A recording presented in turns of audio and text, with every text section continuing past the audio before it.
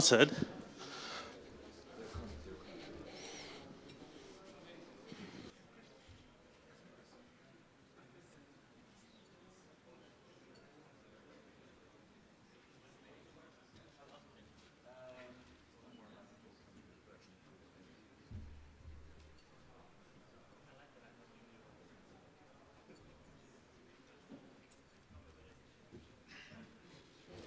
So if we can ask you to please take your seats, we're ready to start. We've got a lot to get done in the next hour and a half. The agenda's changed slightly, so my apologies if you're looking at the printed agenda. It looks slightly different to what it is, but don't worry, we think it's exciting still. So next up, we've spoken about data security, we've spoken about prevention of data theft, but we haven't touched any real security issues that service providers face from day-to-day attacks.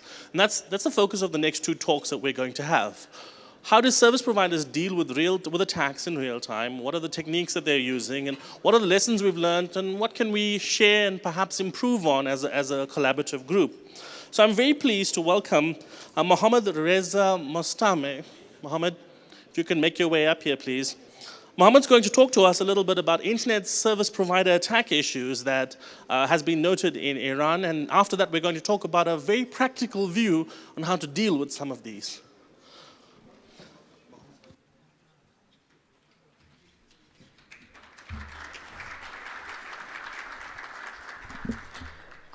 سلام محمد رضا مستمع هستم. میخوایم با هم تجربه هیجان انگیزی داشته باشیم در مورد اتک های سرویس پرووایدری و ببینیم که سرویس پرووایدرها سناریوهای مختلف حمله روشون به چه شکل هستش. خب محمد رضا مستمع هستم. یه تجربه کوچیکی روی زمینه امنیت دارم. 10 سال تجربه امنیت دارم. اوکی، اولین مبحثی که باید با هم شروع بکنیم اینه که تهدیداتی که روی سرویس پرووایدرها هستن به چه شکل هست و این تهدیدات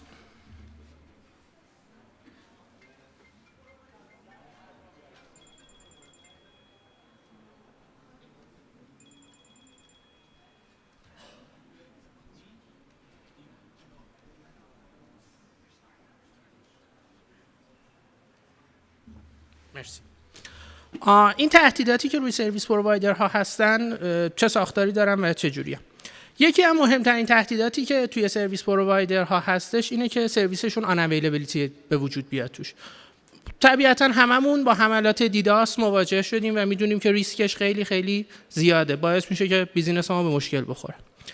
بحث دومی که تو حملات سرویس پرووایدر و امنیت سرویس پرووایدر مهم هستش بحث لیکیج دیتا هستش. حالا این لیکیج میتونه لیکیج دیتای کاربر باشه و میتونه لیکیج دیتای بیزینسی شما باشه. پس حفظ امنیت سرویس پرووایدر چیز خیلی هیجانی. Of the service providers is exciting. The other problem that we have is that our network resources might be abused through and various attacks be organized. We need to have research providers against certain attacks that are BGP attacks, and there's no choice but to have access to a provider because as an attacker you don't have a service provider yourself. Some of the scenarios, let's look at some of the scenarios of attacks to see how they are. One famous scenario is this one. Usually the attackers, which is something that's easy and exciting for them, is to hit web apps. 70% of cyber attacks are web cyber attacks on web. So attacker attacks an application such as SQL injection, and then when they have access to the database is an application have they are coming up under their own OS. So they use that to have access to the OS, and after that they have to look at the various vulnerabilities that there are and have access to the operating system, increase their privileges, and finally and escalate their privileges. And we can also have layer 2 network attacks. Sometimes they have mail server as their target or DNS server. But because instead of attacking the mail server or DNS server, because they can't, they hit and attack the other servers, and when they join the network, then organize a layer 2 network attack and get to their targets. That's one of the scenarios that happen a lot. Another case where is something that's exciting is attacking the routers. There are several models that I've mentioned here. One of them that is very easy, it's not too complicated, is to use monitoring software vulnerabilities. All of you who are sitting here have monitoring mechanism over the SNP or other protocols. Attacker just needs to have access to your SNMP community, and get a lot of information from your service provider, some of the information that they need to have access to routers. Another mechanism for vulnerability of routers, which I think several weeks ago our service provider friends sensed it very well. And the results were terrible. Another thing is misconfigurations for wrong configs that occur. I can show you so many routers where the community right is private. What's the experience of what? The experience that when they want to configure their system, they Google says how to configure. They Google it, how to configure whatever. And then right click, copy, paste. Click, right click, copy, paste. And then after we find such miscommunications, the community right of that device becomes private. The attacker can easily find it and access it. Now, the attacker has access to my network. What's the use? From my point of view, attacking the service provider is more attractive than hitting a bank. For example, when you have access to the bank, you can transfer money. There's a lot of risk because there's a lot of control there. When we have access to a service provider, you have access to an infrastructure, and what you can do, you can traffic hijack. Or rather hijack traffic, I beg your pardon. If I want to, hijack, if I can rob a bank, I need to put a lot of time. But here, when I have this service provider, I can hijack the traffic. Out of this, a lot of the information that I want would be there. This is one of the methods that we can use to hijack routers. You can put a GRE between two routers, and then you hijack. And now we have other. You see, after you have access, then we can capture the traffic. This is just one example. Another attack that the attackers find attractive after they have access to service provider, and without which they would be very difficult. It would be BGP hijack. It's very difficult to register, etc. But if you attack a service provider and inject the route that you want, the route that you want, you can traffic the hijack like Ben without any fault. Beautiful, clean. I put concentrated on a network attacks. So I'm getting away from our main topic. You can see, you want to see, we can look at how they cause problem for you with by web-based attack. We have something called remote file inclusion. Through this, the attacker can use the SSRF technique and bypass your firewall. This is fantastic for them. Or other attack scenarios. This is become quite common. We start SSO, log in everyone like whales from device management, also finger touch, etc. Everyone has to log in through apps, but we don't know, domestic apps where our developers write, or international other applications. When you force a person to LDAP to have an LDAP connection, they write it with so many difficult connections that you can find LDAP injection opportunity. And what they can do after LDAP injection attack, they can get the structure of your Active Directory. After that, you can go past the hash and then get to the highest level of privilege for your LDAP. Now, these were some of the pains that we've had. Let's see how we can secure our internet service provider infrastructure. In order to make a service provider secure, a suggestion is first to look at the types of threats. The type of threats that we have in service providers have different types. One of the most common is web application problems. For example, our work is such that we use a lot of apps, monitoring apps, OSS, etc. These apps can cause a lot of problems for us, scenarios that I mentioned at the beginning. Those can happen. Another set of attacks are over-the-network attacks. So we should be able to identify penetration, network penetration, and the types of OS attacks. And it was before me when he was presenting. He talked to the patch management very well. This was sincerely very good. We have not implemented patch management properly. There's a lot of misconfiguration in all our services that the attacker can easily use them.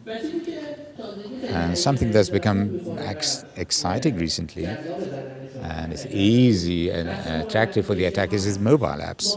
Mobile applications that service providers are using are being used at various layers. The attacker can use that to get to the objective. A lot of important data behind web app vulnerabilities. We can't see this in a lot of pen tests. Pen test. What is pen test? What's the use? We can find our problems through penetration testing. One is the problems in information security or financial stuff, and these are one we have in pen test. The other one, it can affect our brand and in our market. If your service provider is not secure, if there's a security problem, they lose their brand. A while back, we remember the Soroush thing, when there was a leakage on an application, messenger application, which was where privacy is very important. Then they lost their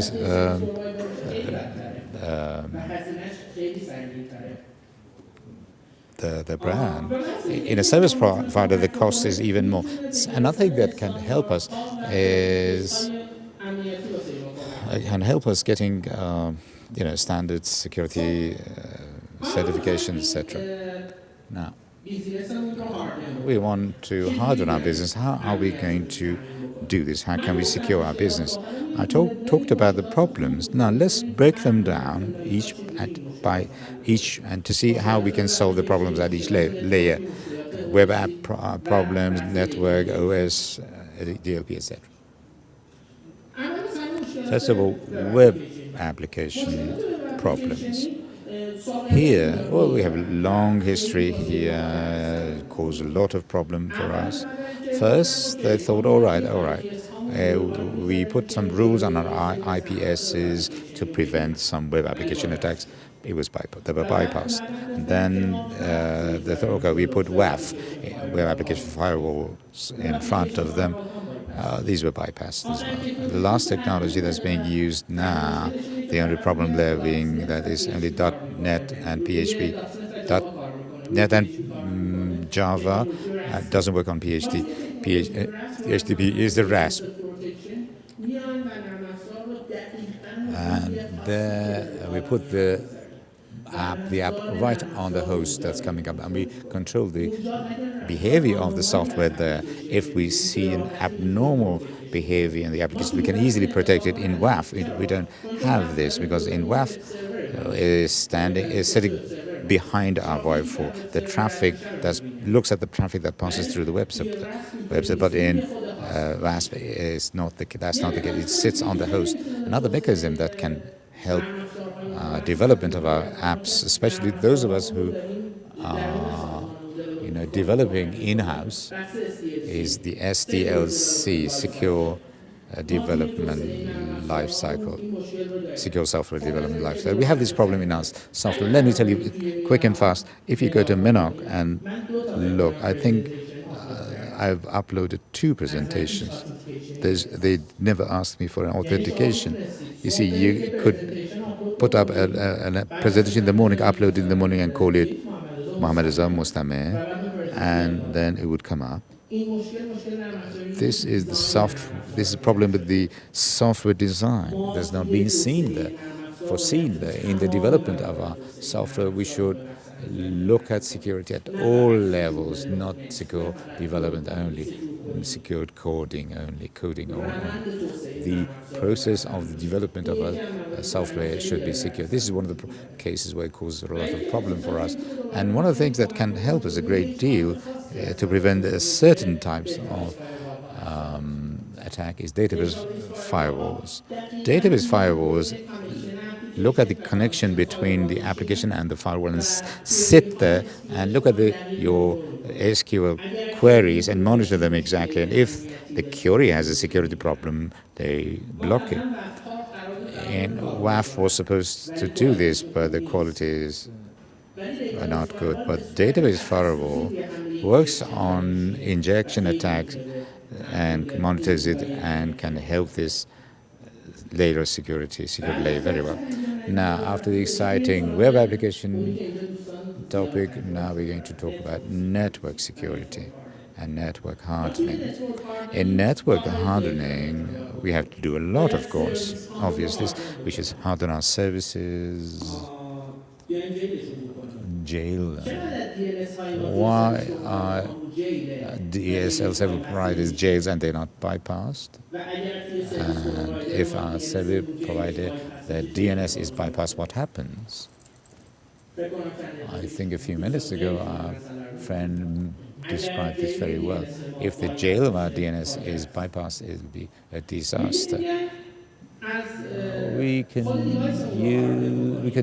harden our devices of address. I mentioned a very good point in his previous presentation. How many of the devices that you're using in your networks are just plug and play? It's just a plugged in. Again, we can do a flashback and go back to the security issue which we confronted some time ago. I think it was on a Friday evening, and all the configurations were problematic. And of course, this was very, very difficult. And the service providers had to pay huge expense to recover this. And of course, you experienced the issue of firewall and intrusion prevention system, which is of course optimized and within the network. We have this experience. They actually come and say that IPS is configured and on BNS, and so you're told that if you want to configure this very correctly, you need to tick every aspect of it. And then we realized that we have 25 attacks on each DNS, but not even one of them is a real one. Therefore, we should resolve the problem with different layers and say that my IPS is binding, and therefore the Windows version is not going to be compatible at all. My DNS server has Amix and Quadro, and when there is an attack on MNS or on NX, it doesn't actually affect me at all. So why should I tick it? And that in my DNS and my domain it would be asiatic.ri. Why don't I correct the domain very carefully? I've seen this very repeatedly, and it really upsets me. And then we could look at how much the matching would happen. These are some of the disasters that we would be able to remove in our work. The other very interesting discussion is, or what Ireza was talking about in the previous presentation. The nature of all the attacks is about all the polymorphic attacks. These polymorphic attacks, we have no way to find solutions for them except sandbox. It's a VM. What we do is the application goes up, and if you really have a problem of security, it would be detected. If not, it would not be detected, and it would continue working.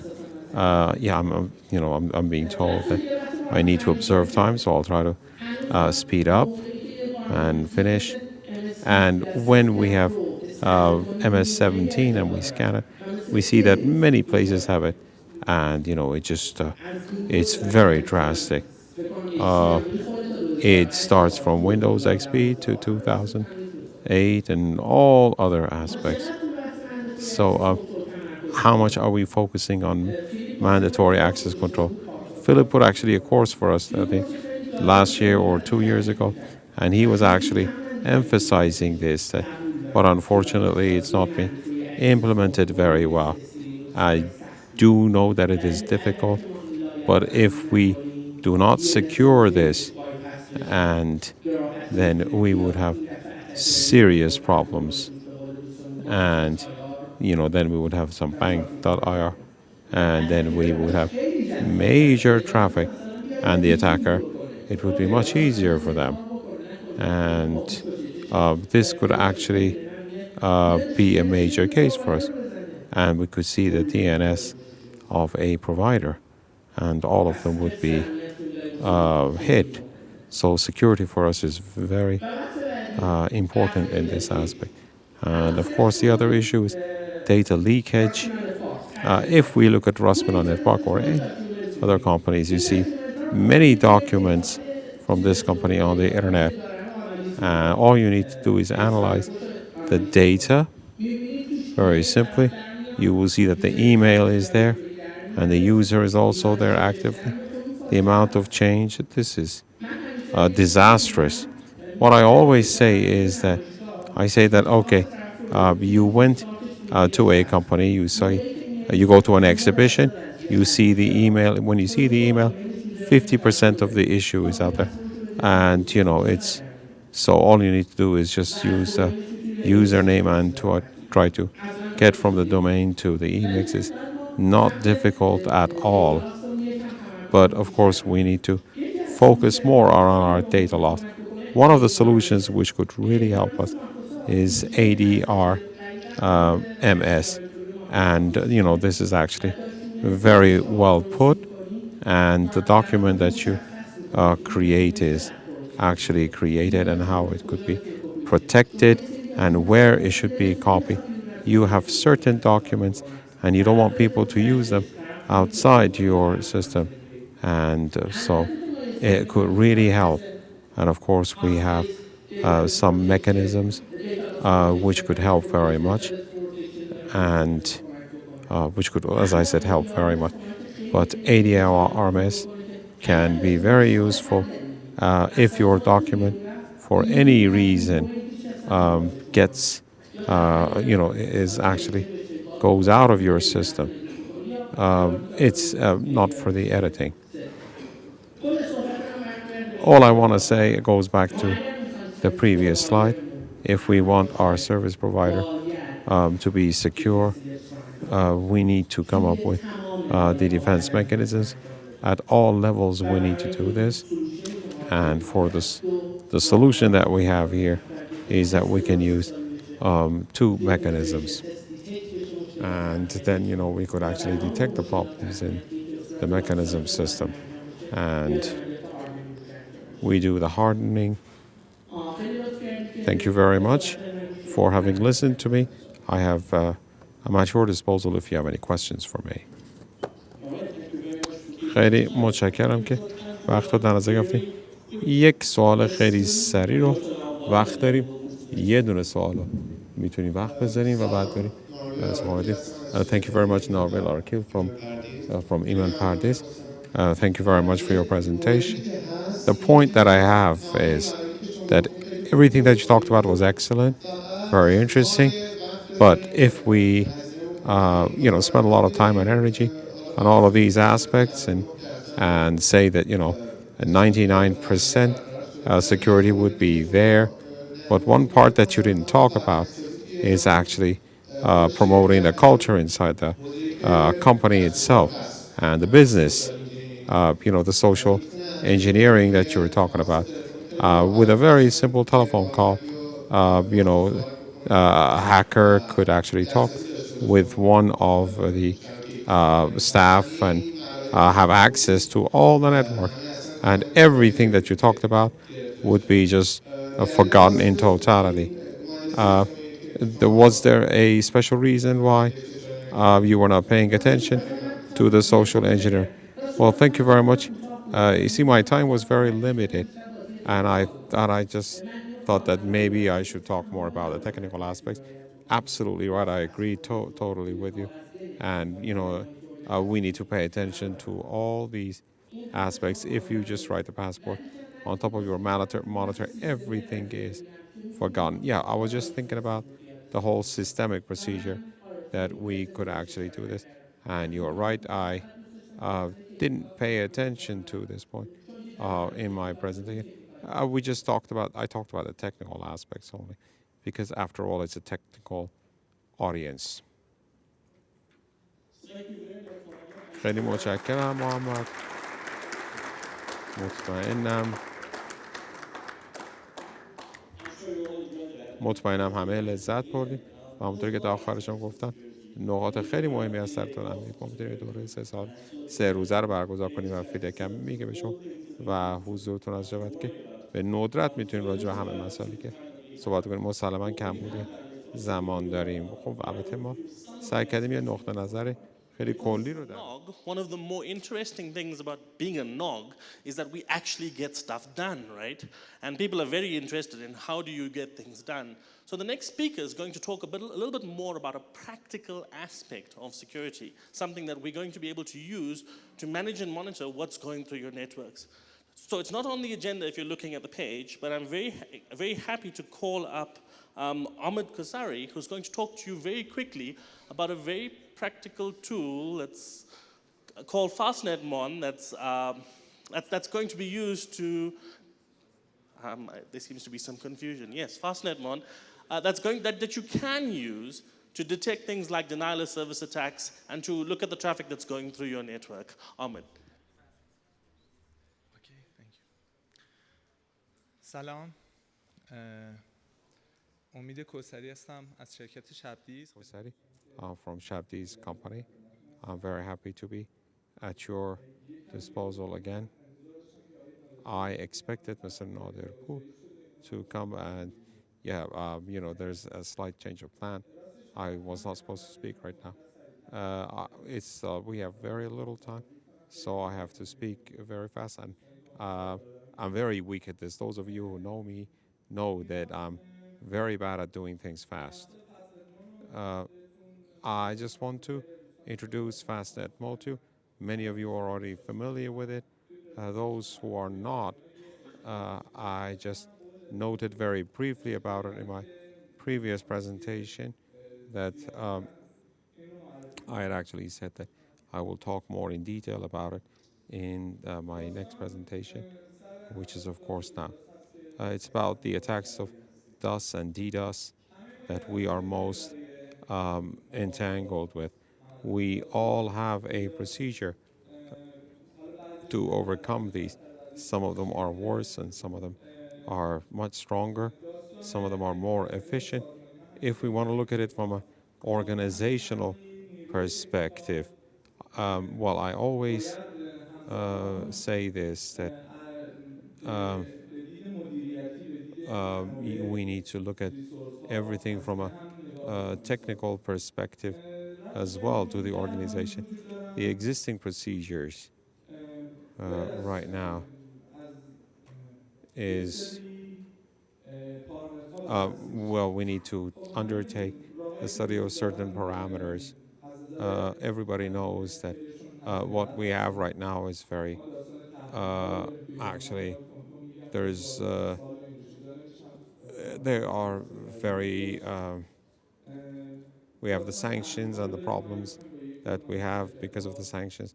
If we want to use the services of one of these companies, even if we have the money, we have the sanctions, and therefore, how can we actually pay them the money? How could we get these services under the name of our own company, but not under the name of somebody else, somewhere else in the world? And of course the security that we were talking about, that itself is again another difficult procedure. Some of them are actually very difficult to implement technically.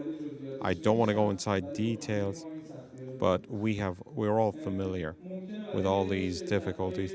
It may well be that for small companies and for medium-sized companies, they might not be economically viable, and of course they need training as well. Those who are supposed to work with them, they need to be trained, which means, of course, further expenses and time.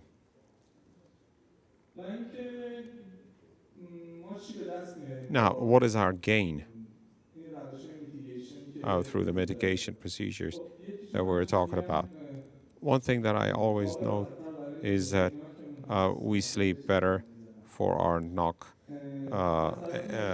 forces, which I respect very much. There would be fewer complaints from our customers and clients, and of course, it would increase our income, and it would give us a better brand. And the other point is that we have fewer, we don't need so much of a great bandwidth. And this is, again, quite a point that many of us are problemed with based on the research that I've done, whether the network that I happen to be the administrator myself, or the other aspects.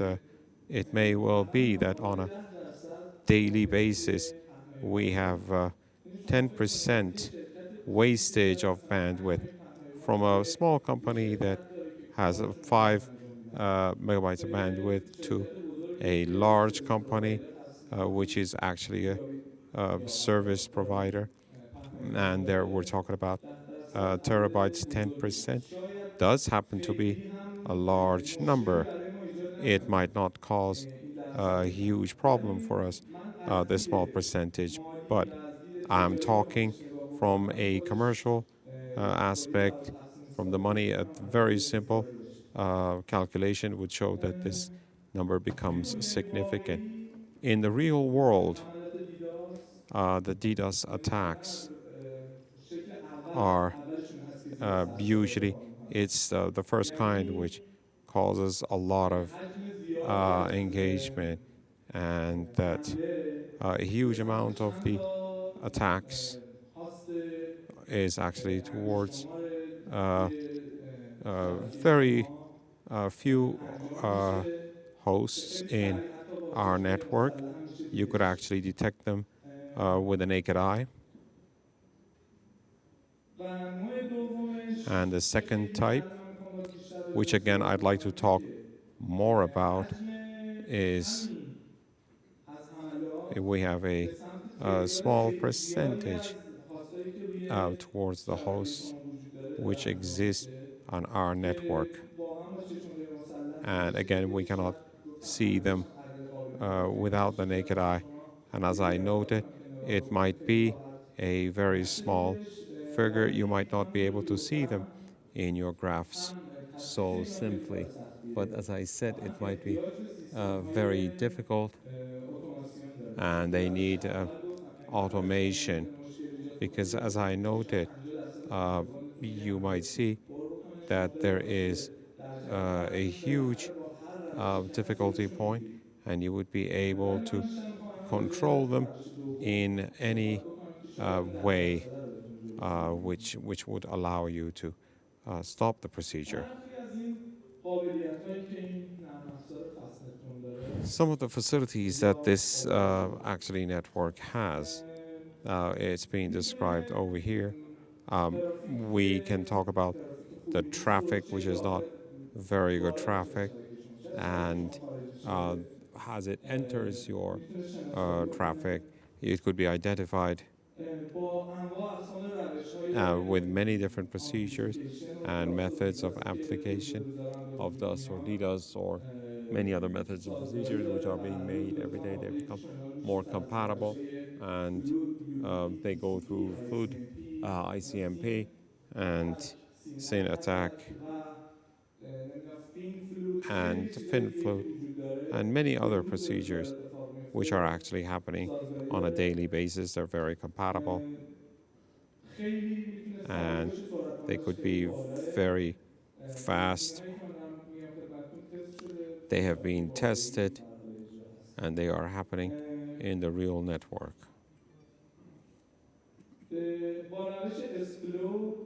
With the S-Flow system, it could be actually less than 1 second, and it could identify the attack so quickly. And with the net flow or IP fix between 5 to 45 seconds, it is able to identify the attack. The question that I have, how many of you are familiar with NetFlow? Very good. And how many of you use NetFlow to identify the attacks very soon and rapidly? One of, I was almost half of you people, those of you who are familiar with NetFlow, and those of you who actually use them to identify your attacks, because NetFlow actually exists in our devices, and we are using them mostly for monitoring and for the statistics and to see what's going on. But you can very easily use a VM of about 4 or 8 gigs of RAM for a traffic of 5 gigabytes. With your NetFlow, you could actually do the detection.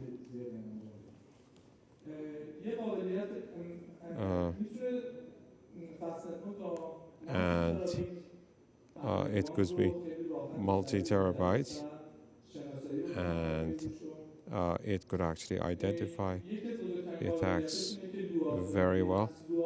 It's Lua friendly. Now, many of you know how it goes. It's a scripting language for different devices. One of them is that in this fastnet mode, you could actually come up with a very easy Lua script. You don't need to learn the entire language of program writing. You can change the behavior of this software very easily. You might actually have a tunnel or a VLAN, and you could actually use the switch capability. If you want to send it, it might actually be quite difficult for you. Now, the packets that you're working on, and please, you could say that please take away the VLAN and look at the panel inside, and or for example, look at the tunnel inside, because you know that if you want to implement it yourself, it might actually be highly difficult. And with the Lua, you can easily make the changes in the software. And as I noted, there are different procedures such as IP fix, and of course, more importantly, Miro Ports is being supported by them, and with BGP flow spec, it could be integrated, and it could actually use the information inside without needing to change the entire typology. It's got a very good bundle if you want to see it in a graphic mode with Grafana or Gerafana. I don't know how to pronounce this correctly. You can have very good graphic modes momentarily, and you could see all of them. It only takes about 40 minutes to install it. For me, it actually took less. With the devices that you see, it's actually compatible with Huawei MikroTik and complete compatibility with most of them, and they could be integrated easily. It's software based, it doesn't need a special hardware. With a very simple and small VM, you could handle the whole protocol. And as my friends say, it's network engineer friendly. The commands are very much like the devices that we're using on a daily basis. It's developer friendly. It's very simple to use. You can actually run a script so quickly, and the database is based on JSON. The platforms, a Linux platform, a CBST, and Mac OS, they are all supported with them, and the packet managers are there in the official report, and all you need to do is use the package managers of the different modalities. If you wish to install it yourselves, it's very simple, and it's actually in the presentation, and in the website it's written completely. With these 2-3 moves, you can easily do them, but then you have the network list, and all you need to do is do a simple edit, and you could have the micro tick, and it's inside your traffic flow, and you could actually use it there and then, and you could see where the targets are, and it's very simple. And this is the config, and these are just a few points that you need to work on. Finished, and all you need to is take into consideration is that you need to actually look into the procedures, because you need to change a couple of the digits for the net flow and to see how they work and to implement them. After this, it's not actually clear here. This is a sample file. One of the good points about this software is that you can use it just as a reporter. You probably don't need to do anything with it. It samples the traffic, and it's very much there like a Wireshark, and you could run it at the moment of the attack. And now the detail is there as well. You could get the packet, and you could see who was attacked who, under which moment, whether there was an attack or not. If you use a DPI mode, it guarantees 100% that to resolve the problem of false attacks.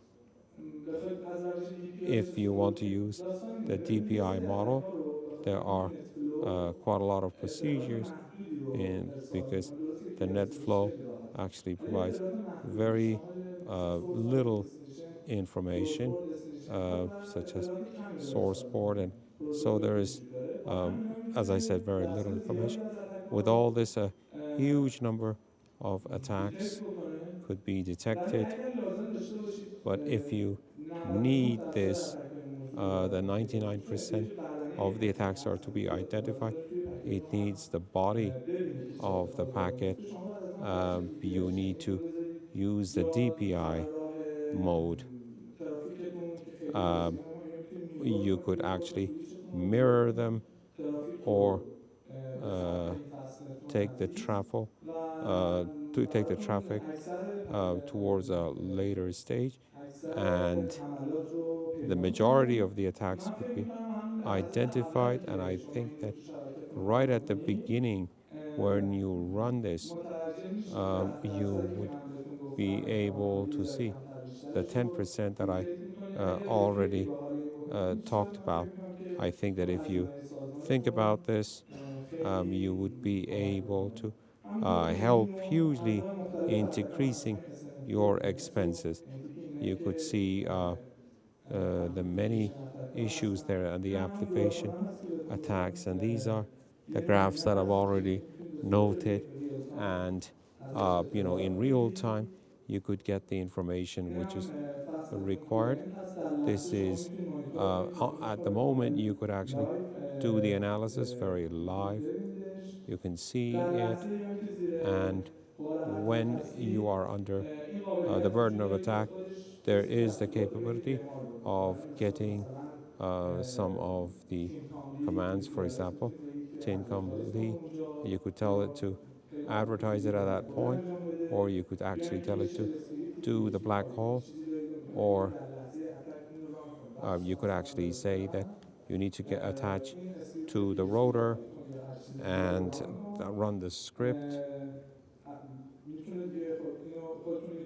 You know that there are many different modes for anyone to be able to get the work done. Right now, I know that many of you are using cloud providers through and do the advertisement through GRE.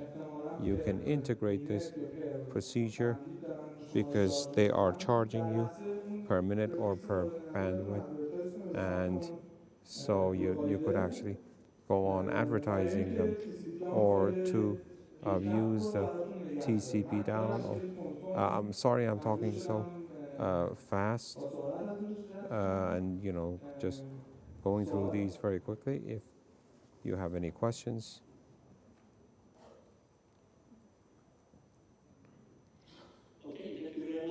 خیلی متشکرم امید. اگر سوالی داریم بفرمایید. وقت برای یه سوال داریم. لطفا خودتون معرفی کنیم. Babak Farhi from Email Privacy. Thank you very much for your presentation, because we are really faced with small attacks and large attacks, and we could do it with We can stop them through various devices. We want to prevent them in our network, so we have to make use of. We can't do them, so we have to make use of upstream.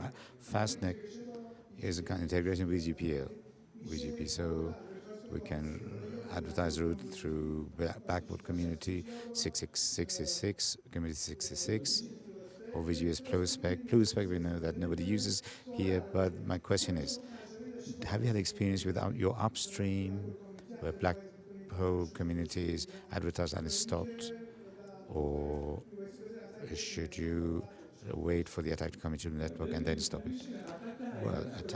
Well, between 1 second to 45 seconds, as I mentioned, would enter the network anyway. But the good point here is, a few years ago it was like this. This attack should have entered even if we had a graph or something. It was in the past it was like, so they would contact them and say, can I black hole that IP, etc. Why did you do it with me, for me, etc. Why did you block me, etc. This kind of problem. Now providers go to the downstreams, the infrastructure is there. There was always this question, can't we do this automatically? For example, Microtech that I like more.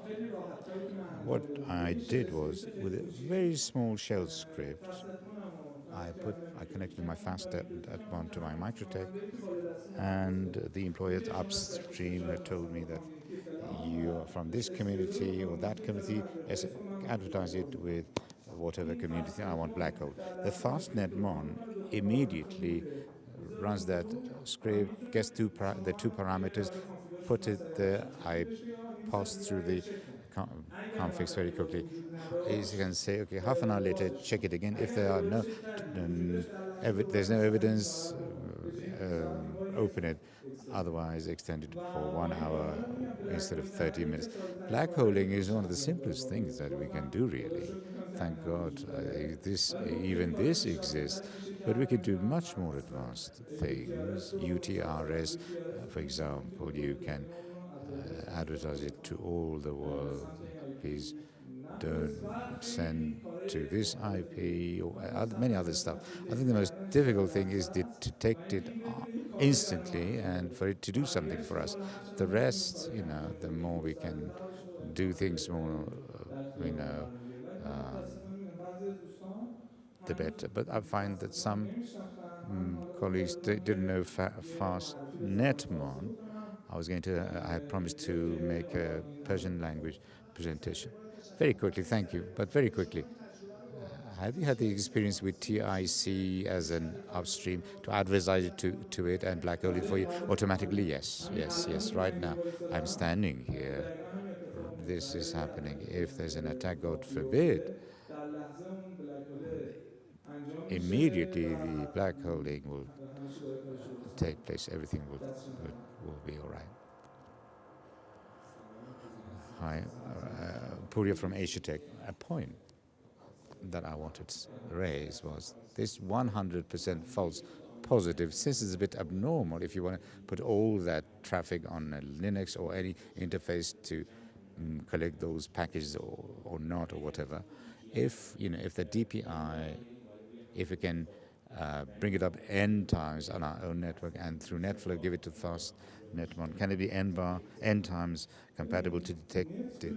Well, NetFlow, the story with NetFlow is because it doesn't have the body of the packet. You can't realize, well, what about nbar? Well, the thing is, some of these, the processing. Look. No, I didn't get into the details too much, but if you want to use a DPI, remember I said a small Linux is when you're using NetFlow, the traffic is much smaller, much less. The processing would be easier. It's classified.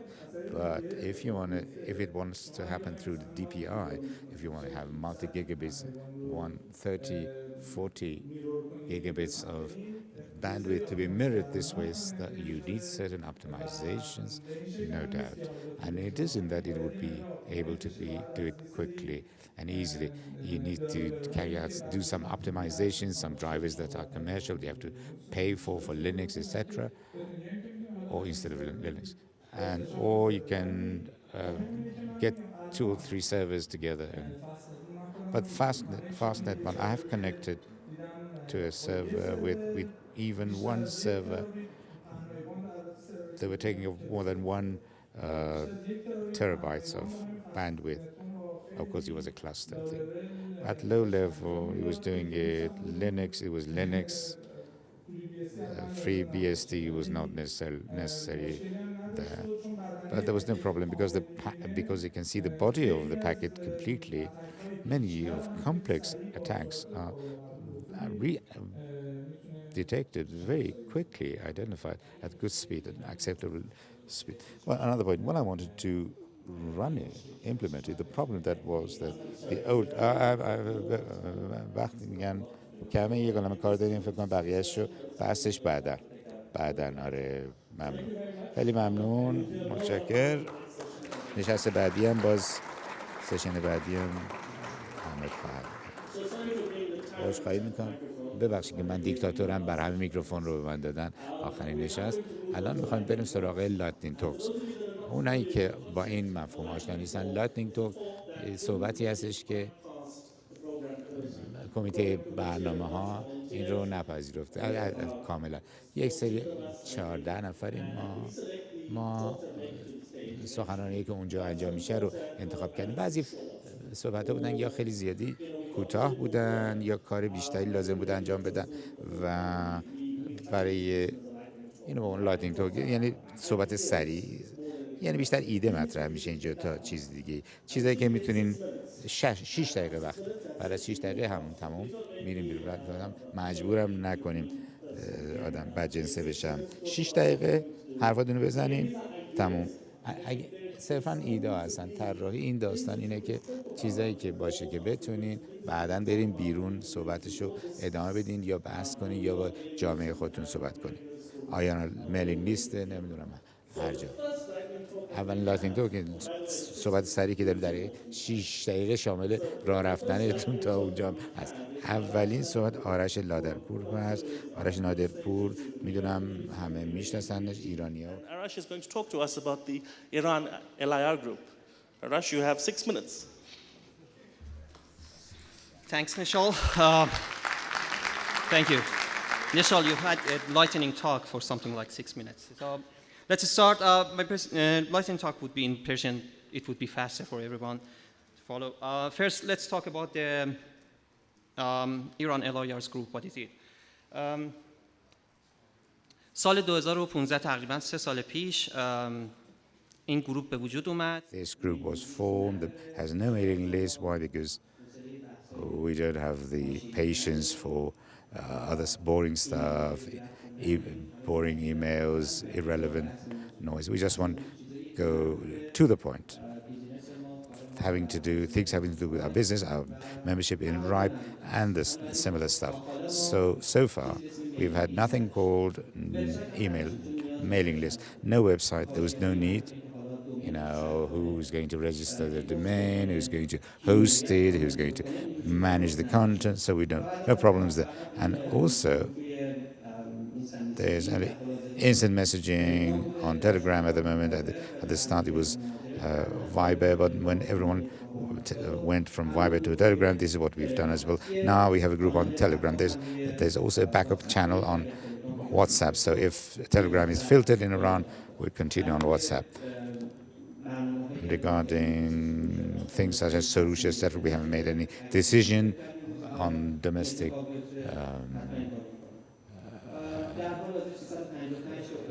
software. We'll do it if we have about 355 members that are at the moment, people who are working in network operation as network operators, etc. What we want to do is support LIR, old and new LIRs, and also protect our common interests. And anything that has to do with RIPE NCC, and LIR-related activities, we talk about this stuff. Now, our main goals and objectives are, first of all, we want to spread the general knowledge. One of the problems that many people had was what's the difference between RIPE and RIPE NCC. This is still not clear to many of our new members what each does, how decisions are made. Another problem was that all new LIR signed RIPE contracts. They entered a legal contract without knowing what they had signed. This was a general problem amongst the new members, new LIRs. It's in English, and they don't. I'm not saying that they don't know English. It's just that they are too tired or to get into this, too busy. And also in terms of RIPE NCC payments, when they can pay, how they're going to take care of it with the sanctions, limitations, and transfer of money, etc., and how we can solve them. The benefits that we've had is fairness amongst LIRs. The payment method is not justice. We had a discussion a while back. Depending on what capacity they have, they are paying the same subscription rate. Old was maybe we had millions of but we are paying the same amount. About training courses, the problem that for years training wasn't being held in Iran, or the community is more involved. We're making more requests are being made for training. Another advantage and benefit was networking, get to know each other, what kind of service we can provide, how we can make use of each other for better service provision. Another thing that the group does, new LIRs get 2 free vouchers, but when they can't use them, they can share it with the rest of the community. Those, for example, who want to go to France in RT meeting, they can get the vouchers, the free vouchers. We did this in MENOG. We previously we had requests from other countries as well. So the vouchers, the tickets that have only, are only valid for 1 year would not be bent out. We also worked on right working groups, what they are, what decisions each make, what they do. So we try to provide information and also what the process of decision making in right. I think over the past 2 years we had a very good growth in PDB throughout the Middle East. Iran had the highest participation in this can help us a great deal. Also regarding the annual general meeting, we try to provide information why this is important and why we should make use of our voting power there. I have a number of figures. You can see them, 320 eligible voting members. Average 8% of right members take part in voting. Our average is 15%. That is almost twice the other countries in terms of participation in voting with other countries. This is good. It's been good. Some figures you can see, other figures where we stand every year, and this is something we are very proud of. This year, we stand rank 1 in registration for the future meeting. At the moment, of course, the other countries can catch up with us. We have 320 members. We hope that the number will go up. Anyway, at the moment, we stand rank 1, first position. Some differences exist between LIR groups and Iran. Many people are confused. Why are there 2 groups? We have LIR groups as well as IR. No, the number of members, what they talk about, and their objectives are different. Very briefly, LIR groups are there to protect the LIR the interests of LIRs. But NOG is an open group. In LIR groups, we try to talk about the interests of the LIR, how people become a member. We are on Telegram, as I mentioned. In IR NOG, they have a different method, mailing lists, etc. My colleague will talk about it later. And also, there was a mailing list on NOG. We found that it was too slow, so we tried to speed it up on Telegram. What is cause for concern in our community is first the new members. When the new members join us with the facilities that they have, they can affect they can use their votes. One of our concerns is actually that they are actually proposed to go to the right to get involved with the proposals, and they're not really involved with the whole work. There's small IT companies which do not know how to protect the rights of their clients and even don't know how to protect their own rights. Another problem that we have is actually paying the rights because of the banking restrictions that we have. Many of our LIRs have this problem. We have done this coordination that what we could actually do is we could get involved and go through a group payment, and all the LIRs, they would be able to make their payment next week. They pay in Iranian reals, and on the other side, you will receive the confirmation. Another concern that we have is PDP, or the way we actually determine the right policies. When we don't participate in them, what happens is that there would be a lack of participation, means that we are in agreement. Now, when the Iranian community, in many different aspects, they are silent, and what happens is that they are practically expressing their consent and agreement through this.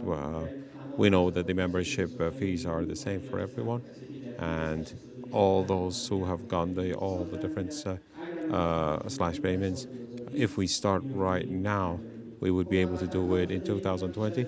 I'm out of time. I just wanted to give you the most recent developments. We have a unified candidate from Iran for the executive board of RIPE. We introduced the person, and through the coordination that was put in place. We have a very good support at the moment. Almost 59 lawyers have supported in Payampur. Said is in the hall. If you need to ask any questions from him, please do so.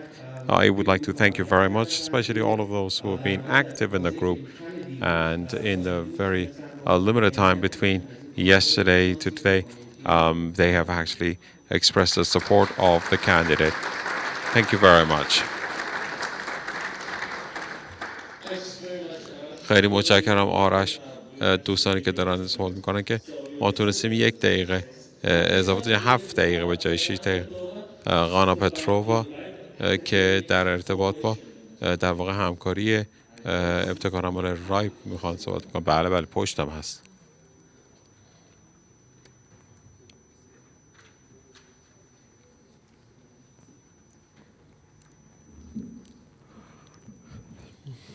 سلام. خب تا به حال این صحبت رو نکرد. For 5 minutes. My name is Gergana Petrova. I originally come from Bulgaria. I work at RIPE NCC in Amsterdam in the external relations team. So for 5 minutes, I'd like to talk to you about RACI, which stands for the RIPE Academic Cooperation Initiative. So this was an initiative we started some 5 years ago with the plan to connect the RIPE community with the researcher community. So on the one hand, we acknowledge the fact that it's difficult for academics to travel to countries that are far away and afford accommodation. So we decided to cover their travel, their meeting tickets, and their accommodation costs, and to give them the opportunity to come and present their research at our meetings, the meetings we organize. This would also give them the opportunity to connect with you, practitioners, network operators, and for you to talk to them about the problems that you're facing in real life and in practice, but also would give you the opportunity to find out what is the most recent research that is being worked on at universities. In addition to presenting at RIPE meetings, MENOG meetings, ENOG and Southeast Europe meetings, applicants can also publish their research, thank you, publish their research at RIPE Labs. Just curious, how many of you know what RIPE Labs is? Can you give me a show of hands? Not so many, or are you just not listening? All right. So RIPE Labs is a platform where people, so not only academics, anybody including you, can publish what you're working on, any tools, any analysis that you've done, any interesting results or thoughts. So if you have some spare time, I would encourage you to take a look at the articles published there. All right, back to RACI. Which are the meetings where we sponsor academics to attend? So this is MENOG, our current meeting. Also for the RIPE meeting, which is for our entire service region. Also ENOG in Eastern Europe and SE in Southeast Europe. So for example, for academics and researchers from Iran, it would be very appropriate to apply for MENOG, but also the RIPE meeting, because that's for our entire region. So at MENOG 18, we have 4 RACI presentations. You can see the names and topics behind me on the screen.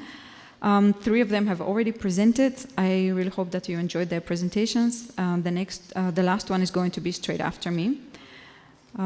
So yeah, I really hope that you like those presentations, and there's going to be more in MENOG 19.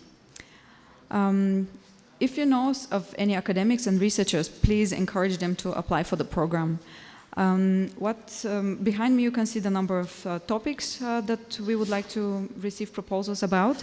So that's network measurements and analysis, IPv6 deployment, BGP routing, network security, internet governance, peering and interconnectivity, and Internet of Things.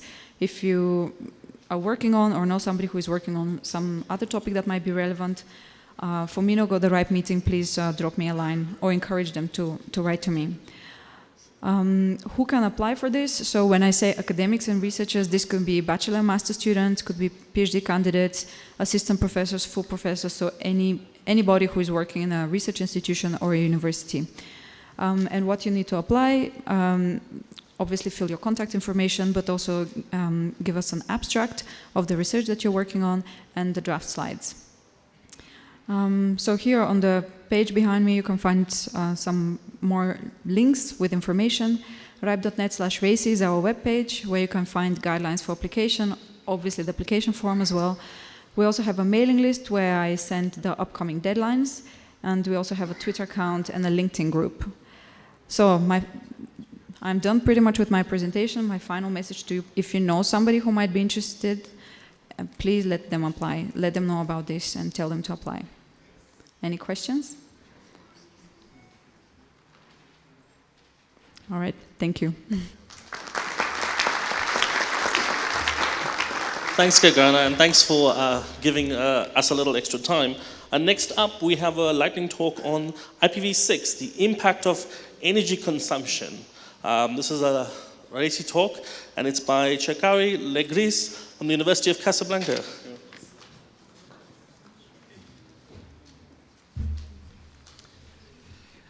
Hi.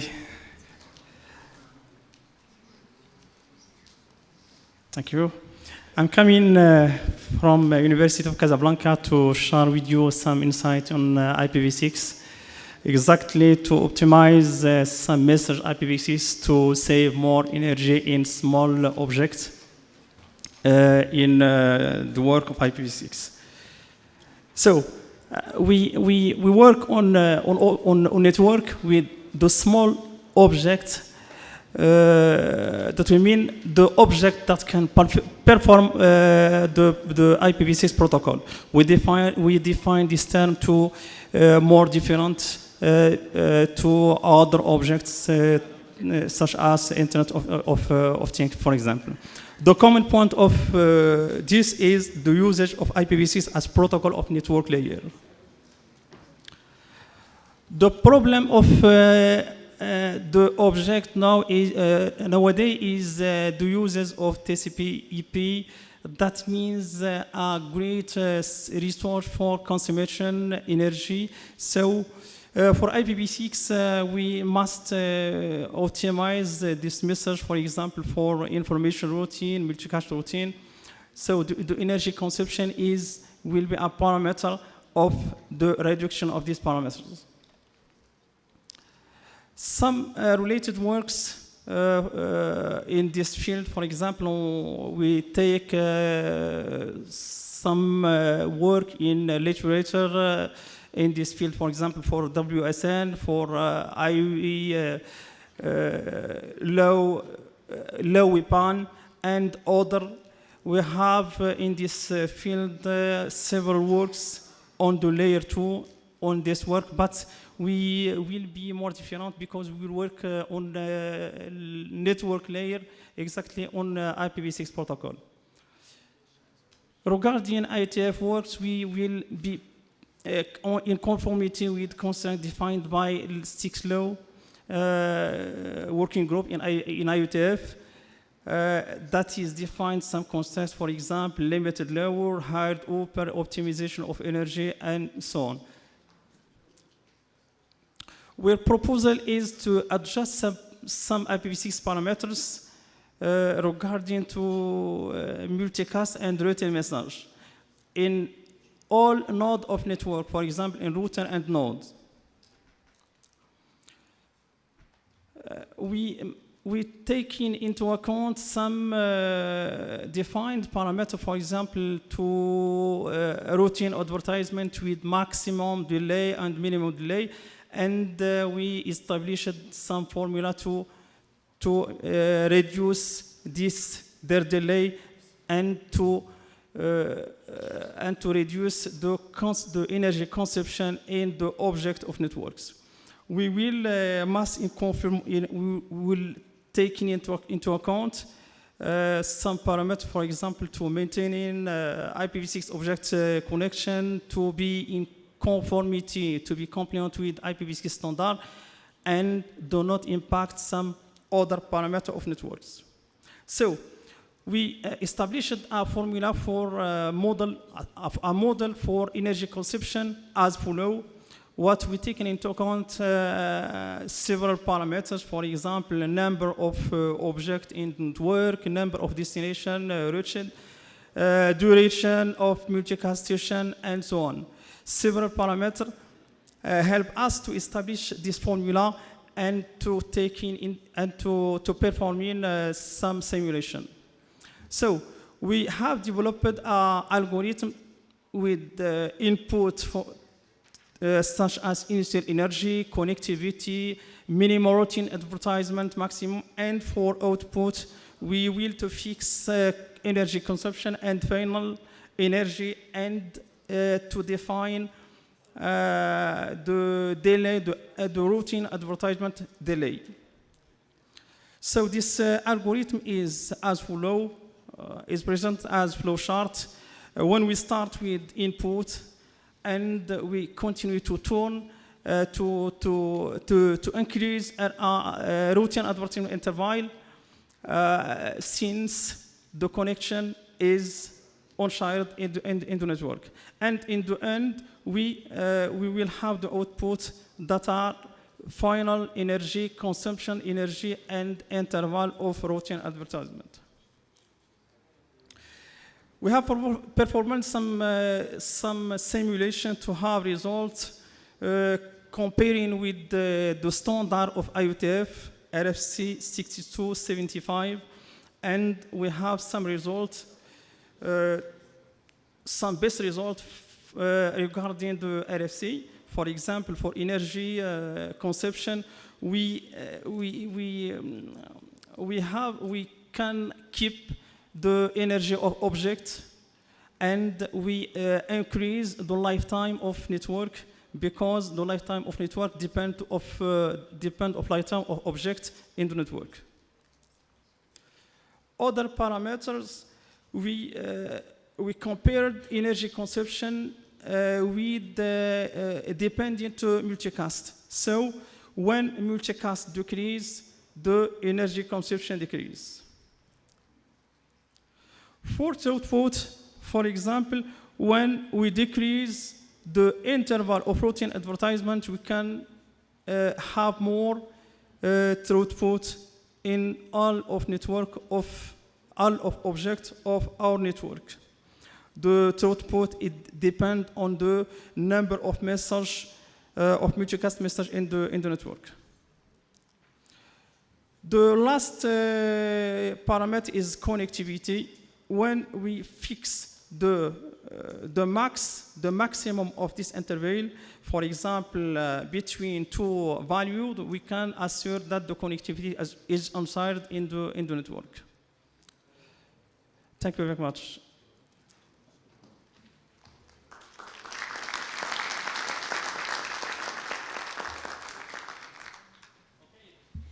Okay, thank you very much.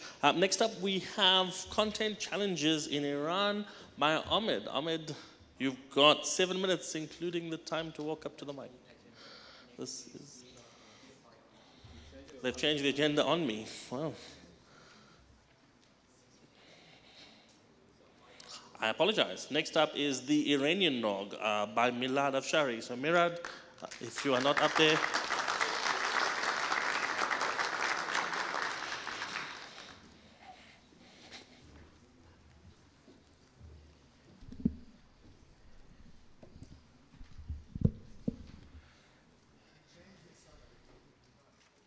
Nice evening, ladies and gentlemen. Kindly please grab your headphones, because I'm going to present in Farsi, because I'm going to talk about MENOG, and a lot of audience are from Iran. Thank you very much.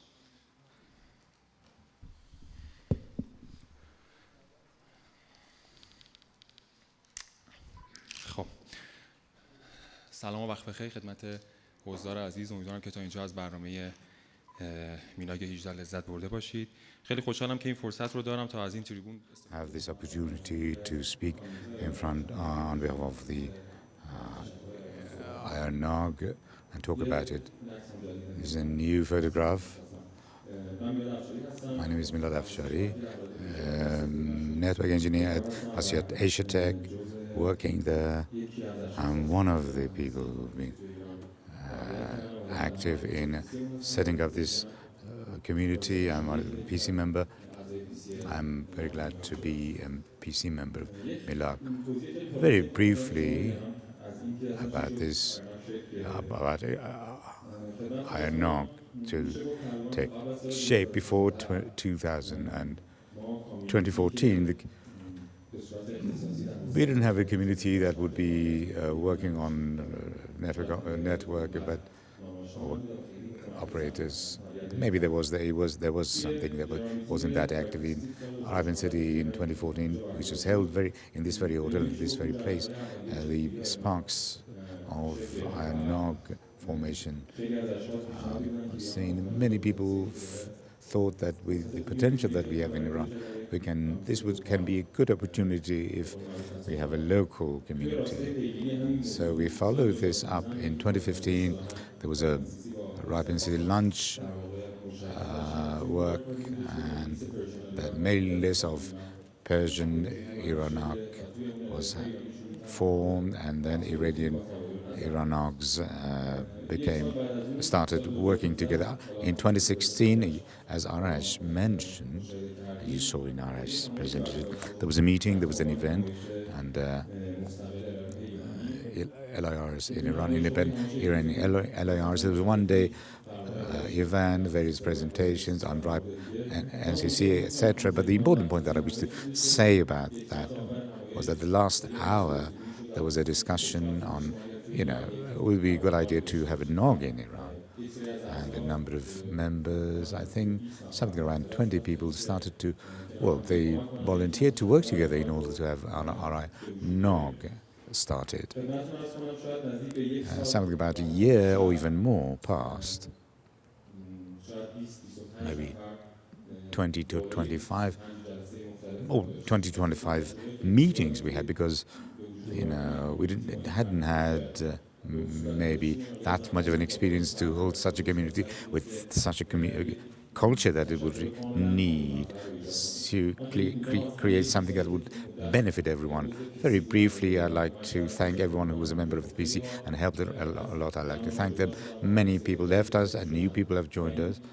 And this 1.5 years of legwork resulted in the fact that last year we were able to have our first official meeting of IRNOG. When we got to the first meeting, the 20 original people have gone down. The number of meetings have become high. Maybe we were deviating from the main path. We decided to start a meeting anyway. I remember MENOG 17, which was Oman. I had the honor to be there. We were talking to friends, and very briefly with Hisham here, or miss him here. I can say very sincerely, we were asking us to, hold this meeting anyway, even if 10 people were taking part. Our understanding was, we wanted to have a very, current MENOG quality kind of standard, everything. But, after MENOG 17, and we came to Iran, had meetings with our PC friends. We decided to hold the first meeting, no matter how small. This small meeting, nevertheless, however, more than 200 people registered, and we were really surprised and happy. And on the day of the event, 130 people just walked in, and maybe we were counting on 30, 40 people, but this large number gave us a lot of energy.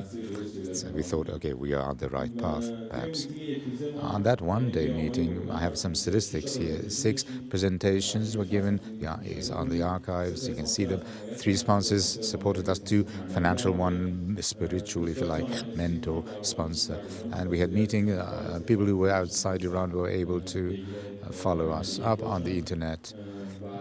Is RI-NOG1 meeting to start to be able to get people together easier. We decided to choose Tehran as the location for the first meeting.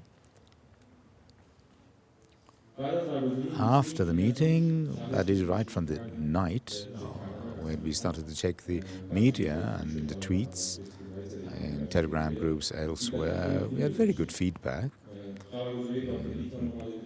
Iranian networks or the media had very good feedbacks, gave to their followers in Twitters. Many our colleagues, friends in NCC tweeted about IRNOG, yeah, sort of global international feedback for those who are following community stuff.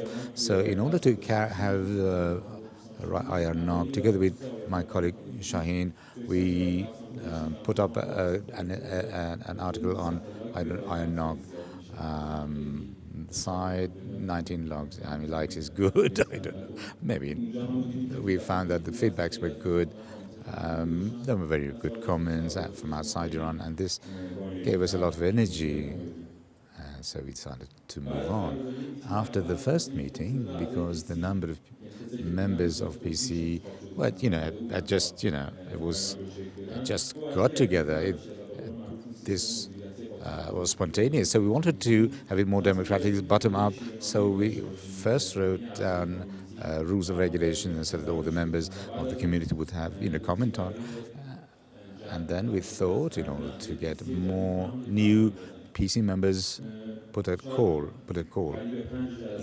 and we had 5 meetings, and we worked on this rules of procedure, and people who were there, or through webinars from Iran or abroad, they participated, and we put together rules of proceedings, methodology for our activities. Just a few points from this methodology. You can look at the downloaded from Community Iron. We set up 3 working groups: technical relations or public relations, and planning. We considered 9 members of PC divided into 3 groups, and the secretary وقتتون تمام. خیلی جالب بود ولی وقتمون تمام شد. نه به بقیه عادلانه نخواهد بود و منصفانه نخواهد بود. 2 دقیقه نه این منصفانه نخواهد. اسلاید آخر اسلاید 30 ثانیه 30 seconds شروع شد برو اسلاید پس کاری نداره. We forget about this slide. We divided the PC members from bottom up. We have 9 members in the PC. We're active. We have a Telegram group, 429 members. Middle East, 78 members. Those who are on Telegram, could you please also become a member of mailing list? We hope that we'll move up faster forward. And this is our last page. Social media, IRNOG, Telegram, channel, etc. You can see them. Those who are not members of IRNOG, we ask them to join us. Thank you. I wish you all success.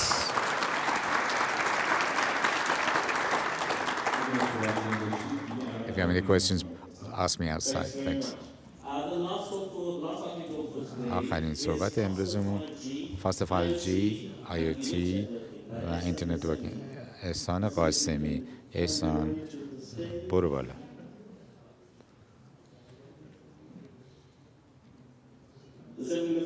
7 دقیقه شامل راه رفتنتون، قدم بلند بردار.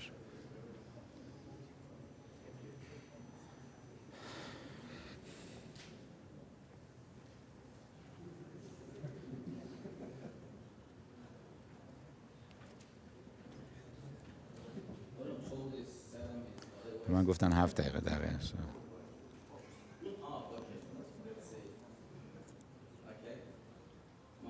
اسم من احسان قاسمیه. در اریکسون سولوشن آرکیتکچر کار کردم. اینجا در مورد اریکسون یا هیچ وندر خاصی نمیخوام صحبت کنم. میخوام در مورد اوپن استاندارد، چیزای اوپن استاندارد صحبت کنم. آماده این؟ در مورد 5G میخوام راجع بهتون صحبت. آماده این در رو باز کنین به آینده. لو لیتنسی، سرعت در جیگ عالی در روی آیفون و جای دیگه. یه سری مشکلاتی در کامیونیتی تکنولوژی باعث شده که cost but also in solution enhancement. 5G comes for making our connection faster and safer. Therefore, the combination of quickness, security, low-cost development, and new technology attractiveness rings the boat that the new business could be facilitated by the advent of 5G. The object of this research is that IoT nowadays has become more and more controversial and argumentative, even when it is certainly standardized.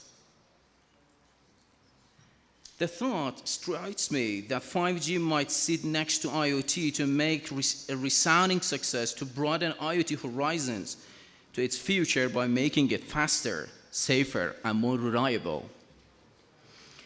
In this article, we will review what 5G architecture and IoT infrastructure are, then appreciate the 5G IoT significance and its vital role in changing the business environment.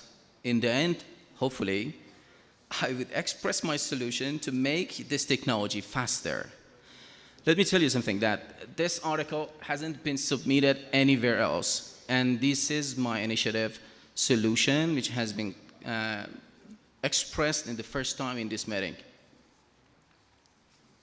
We have something here to show you, seriously. Let's have a look at cellular IoT market today and tomorrow. There has been about 400 million cellular IoT connections by the end of 2016. And by the end of 2020, it will reach 1.7 billion due to the new use cases enabled by new cellular IoT technologies such as narrowband IoT, they call it NB-IoT, and Cat M1. The revenue from IoT solution enabled by mobile operators will exceed $200 million in 2025. The main things to the new business models by many mobile operators moving from connectivity-only providers to an IoT service provider, including connectivity, platform, and service provisioning.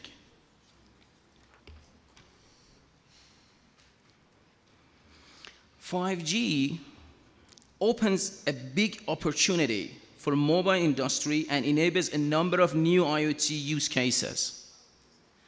The use cases will be very diverse, from connecting billions of devices with very low energy consumption. In 5G, there are three things has been taken into consideration. First is low latency, the second is power consumption, and the third is speed.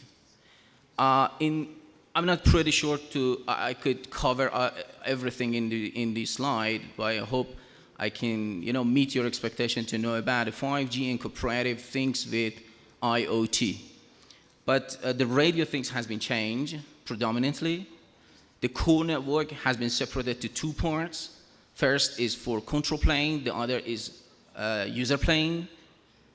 And the other important thing is infrastructures. The most important things attracts 5G to be initiated is IoT. Because IoT needs some, we can say, important connections on-demandly and with low latency. For sure, 5G meet those expectations.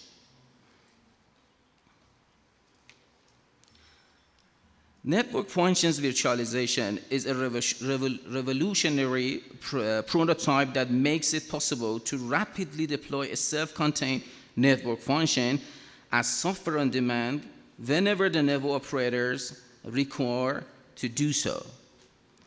The demand for a new instance of virtual network functions could be for various reasons, such as the need for dedication, instance, and same in VNF. Of course, we know about VNF. We call that virtualization network function. Anyway, it is not only because of 5G, but also it is used in IP environments, security, fastening the networks, And even we call that mobile networks. It is not only for 5G. The main reason for network slicing in 5G is control and user plane suppression. Someone calls CUPS, control and user plane suppression. Please accept my apology because I have to go rapidly to the end. If you have anything to ask, I was wondering if you can come to me, I think, by the end of the meeting. For that, I have to say many things. Let me tell you something less. In 5G network, we have some functions important for user plane and control plane. We call user plane to those traffic which are belong to authentication, authorization, and stop. Okay, thank you, anyone. I think many things is remaining. Anyway, I'm here to hand you for any sort of questions related to 5G, IoT, or those interworking. Thank you.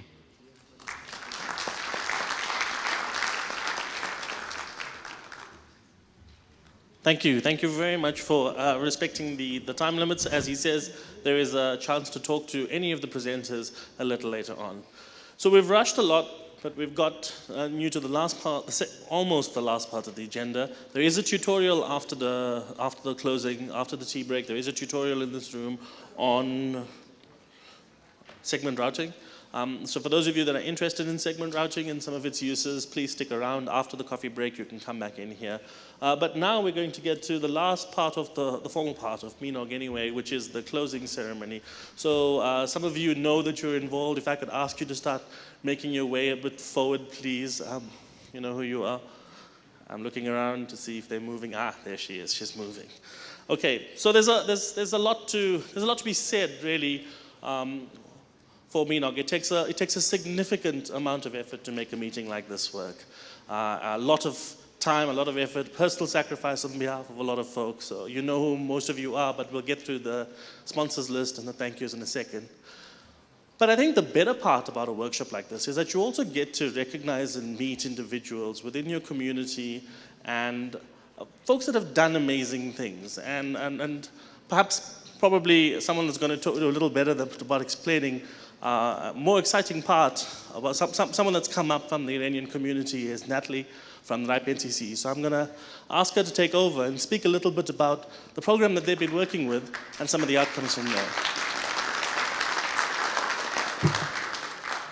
Salam, and thank you very much. I'm here for a very special occasion.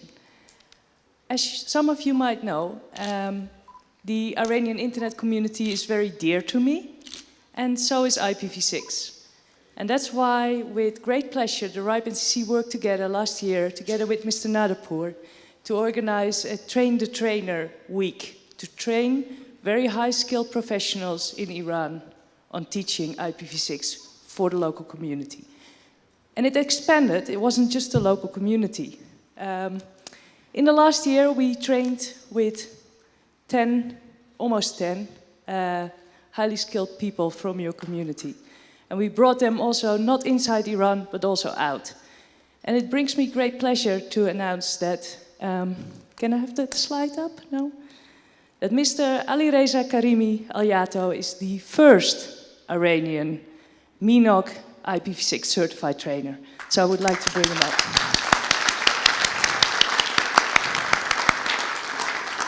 Congratulations, Alireza, and this is your official certificate.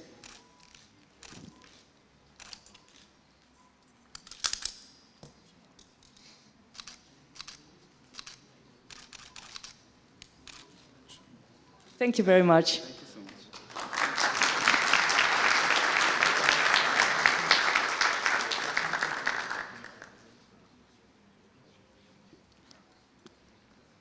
That's it.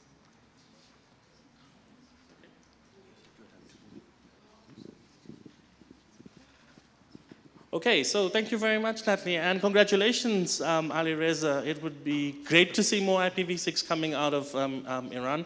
We've seen the statistics. You don't feature well, and I'm hoping that in the next 2 years, when I'm back here, you'll be higher up there. You've got a certified trainer now, and of course, the NCC will be also happy to come back and do more training. I'm excited to be here. You know how you can tell I'm excited? I speak very fast when I'm excited. And I'm really pleased to be here, not just at MENOG, but particularly in Iran, because I was here 2 years ago, and I saw the energy that you had. Shahab, he's hiding somewhere, Shahab invited me to come and do a talk about the Internet Exchange Point, how to go ahead with developing the IX at the time. And he asked me, when we were going back to the airport, he asked me, so what did you think about Iran? And it was a day and a half, and I said, wow, this was amazing. Really, it was. The people, the energy, I can't wait to be back. And since then, MENOG has tried to come. There was a bit of difficulty in securing the earlier meeting, but I'm pleased that we're here. And one of the reasons I'm pleased that we're here is because we've had such phenomenal support by the folks on the ground. And I suppose the first group that we're going to reach out to is the local host, the sponsor, Shahab from Asia Tech. So Shahab, if you wouldn't mind coming through, I believe.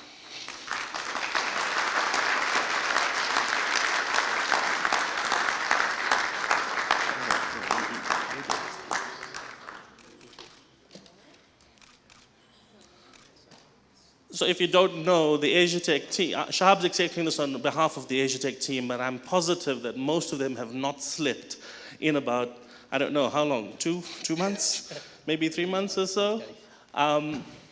It's taken a significant amount of effort on your part, but again, thank you so much on behalf of MENOG. It's been excellent to be here. Thank you, sir. Thank you, Sandra.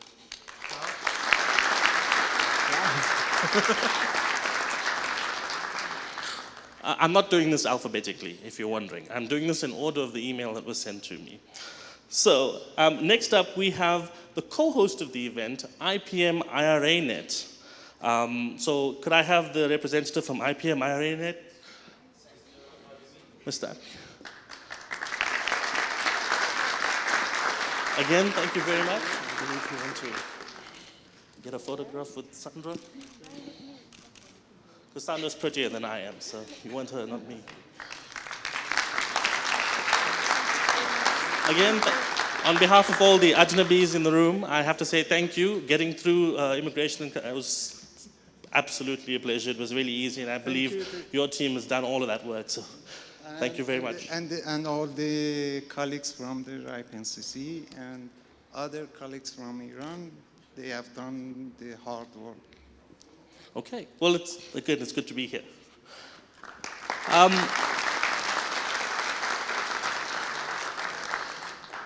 This is a special thank you. I'm told to read it out. We have a special thank you to Shaheen Garji. We call him on stage, he says. They say call him on stage. And the message is that never has a MENOG organization gone this smoothly. And that message is from Sandra, the wonderful woman behind the scene that does all the hard work. So for Sandra to say something like that, it actually is something quite amazing. Shaheen.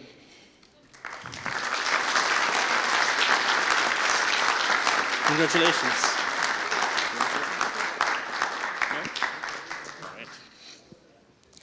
And then thank you to our sponsors as well. MENOG would not be possible without the generous support of not only the individuals that we've been calling out, but the organizations that have helped to make this possible. So platinum sponsor, Apparat, for the webcast, the phenomenal quality. I hope you're making me look thin on video. Though some things are not possible, I guess. But the phenomenal quality of the video cast, we've got excellent feedback from everybody. So thank you very much for that. Gold sponsor DKIX, thank you very much. DKIX, you're very loyal. As far as I know, at least since the MENOGs I've been coming to, you've always been a sponsor, and we're really grateful for that. MENOG would not be anywhere without that sponsorship. Thank you very much to the coffee break sponsor, Imen Pardis. If you're like me and you live on coffee, and I guess most geeks in the room do, then you'll know how valuable coffee is at these events. So again, Iman, thank you very much. And thank you to, I'm looking for the sponsor list. Thank you to everyone else that I may have missed out. And before I hand you over to the RIPE NCC folk, I want to say thank you to the RIPE NCC staff, of course, the secretariat folk that are attached to this. There's actually a list.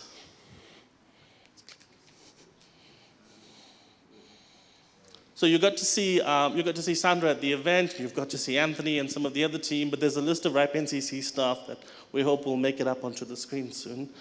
There's Hisham hiding in Dubai at the moment, I believe, and there is a few others. MENOG would also not be possible without the Secretariat devoting a lot of their time and energy into making this happen. There's a lot going into inviting folks from all over the world. There we go. Thank you to Hisham, Sandra, Shafiq, and Nasser, effectively the team that make this happen. The PC is a group of volunteers that work to try to get a program that we hope you enjoyed. The PC chair couldn't be here. I drew the short straw, so I'm the one that you're listening to, but the members of the PC are there. Every year we put out a call for interested folk to become part of the PC, so we'd welcome you if you're interested as well. I think I should hand over to you to close? Mine to close? No? Right, I'm looking for him, I can't see him. So I've done my bit as part of the PC. I'm looking for Axel, who I cannot see anywhere, but, there he is, Axel. So again, thank you from the PC and from the community. For the final words of closing, I'm going to hand over to the RIPE NC CEO, Axel, for a few words. Well, thank you. All right, you've seen the full thing. I've only seen today. Today was great, and the room is full again, and that's at the end of the show. That's quite exciting. I'm glad that we came here. I hope you had a good event. I hope to see you soon at the next one. And with that, I wish you a lovely coffee break, lovely afternoon. We'll be around, and there's still a tutorial to come, so don't totally rush away yet. See you next time. Thank you very much. Cheers.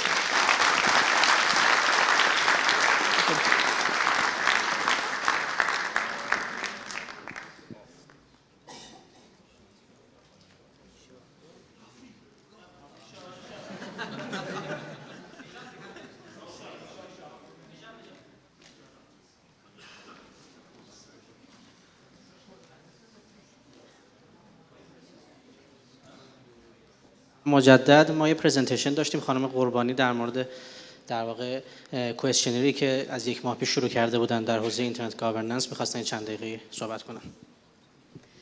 سلام و عصر بخیر خدمت همه حضار محترم. ما قرار بود که راجع به نتایج یک پرسشنامه برای شما توضیح بدیم، منتها چون خیلی مربوط به مناگ نبود، اول اینکه تشکر میکنم از وقتی که در اختیار من قرار دادن و بعدم اینکه یه توضیحی میدم که این پرسشنامه چی بود و چرا من دارم اینجا راجعش صحبت میکنم. ما یه گروه کوچیکی هستیم و همدیگر توی